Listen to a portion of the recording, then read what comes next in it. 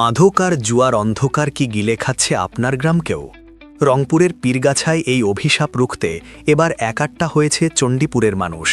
ইফতারের টেবিলে বসে তারা নিল এক কঠিন শপথ, মাদক জুয়া টানব লাগাম, সবার আগে নিজের গ্রাম।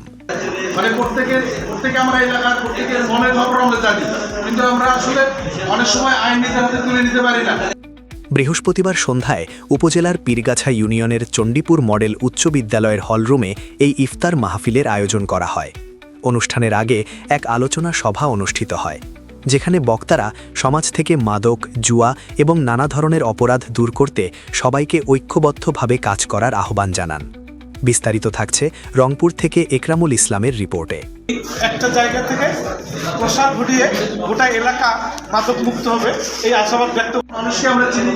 মানে প্রত্যেকে আমরা এলাকার প্রত্যেকের মনের খবর আমরা জানি, কিন্তু আমরা আসলে অনেক সময় আইন নিজের হাতে তুলে নিতে পারি না।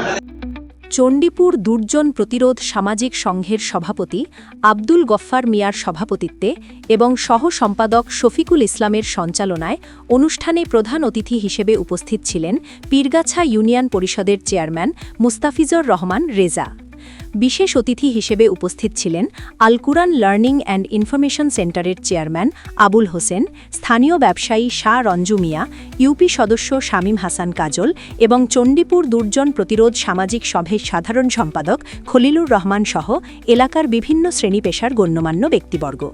যার কারণে আজকে চণ্ডীপুরের অনেক সুনাম কিন্তু আপনাদের তৈরি করছে। আজকে কিন্তু একটা মাদক নেশার আখড়া ছিল এবং সেখানে একটা গাড়ি ঢুকতে কিন্তু সমস্যায় পড়ে যাচ্ছে। অনুষ্ঠান শেষে দেশ, জাতি ও এলাকার শান্তি সমৃদ্ধি কামনা করে বিশেষ দোয়া পরিচালনা করেন চণ্ডীপুর ঈদগাহ মাঠের ইমাম মোজাহারুল ইসলাম।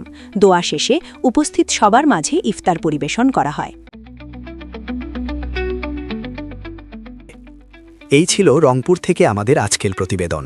আর এমন গুরুত্বপূর্ণ ও সত্য সংবাদ পেতে চ্যানেল RA নিউজের সাথেই থাকুন। এতক্ষণ আপনাদের সাথে ছিলাম আমি সাব্বির আরাফাত।